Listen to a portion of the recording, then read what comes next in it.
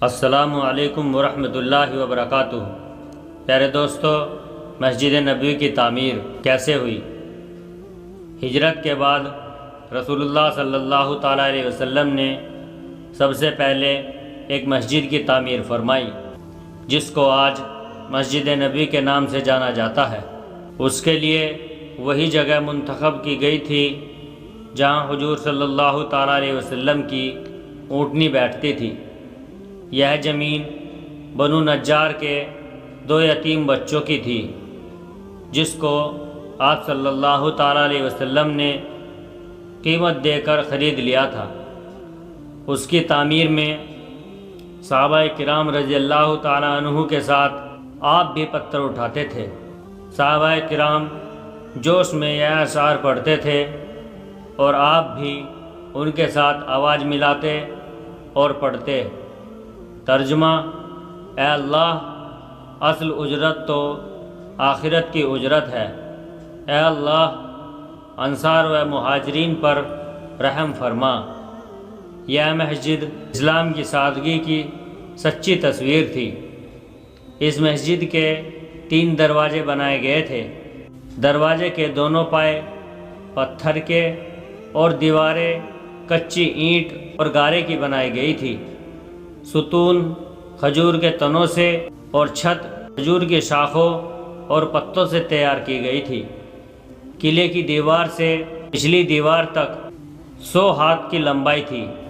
یہ مسجد صرف نماز ادا کرنے کے لیے ہی نہیں، بلکہ اسلامی تعلیم کے لیے ایک درگاہ اور دعوت و تبلیغ اور دنیا کے سارے مسائل کو حل کرنے کے لیے ایک مرکز بھی تھی۔ اس کے امام اللہ کے نبی صلی اللہ تعالیٰ علیہ وسلم اور اس کے نمازی صحابہ کرام رضی اللہ تعالیٰ عنہ جیسی مدت ہستیاں تھیں۔ اصحاب صفہ کیا ہے؟ جب مسجد نبوی کی تعمیر ہوئی تو اس کے ایک طرف چبوترا بنا گیا تھا، جس کو صفہ کہا جاتا ہے۔ یہ جگہ اسلامی تعلیم و تربیت اور تبلیغ و ہدایت کا مرکز تھا۔ جو صحابہ رضی اللہ تعالیٰ عنہ یہاں رہا کرتے تھے، ان کو اصحاب صفہ کہا جاتا ہے۔ ان لوگوں نے اپنی زندگی کو اللہ کی عبادت اور رسول اللہ صلی اللہ تعالیٰ علیہ وسلم کی خدمت اور قرآن کی تعلیم حاصل کرنے کے لیے وقف کر دیا تھا۔ ان کا نہ کوئی گھر تھا اور نہ کوئی کاروبار۔ آپ صلی اللہ تعالیٰ علیہ وسلم کے پاس کبھی کھانا آتا تو ان لوگوں کے پاس بھیج دیتے تھے، اور کبھی خود بھی ان کے ساتھ بیٹھ کر کھایا کرتے تھے۔ ان کی تعلیم کے لیے پڑھانے والے مقرر تھے، جن سے وہ لوگ قرآن کریم سیکھتے اور علم دین حاصل کیا کرتے تھے۔ اسی لیے ان میں اکثر صحابہ قرآن کے بہترین قاری تھے۔ اگر کہیں اسلام کی تبلیغ اور تعلیم و تربیت کے لیے کسی کو بھیجنے کی ضرورت پیش آتی تو انہی صحابہ میں سے کسی کو بھیجا جاتا تھا۔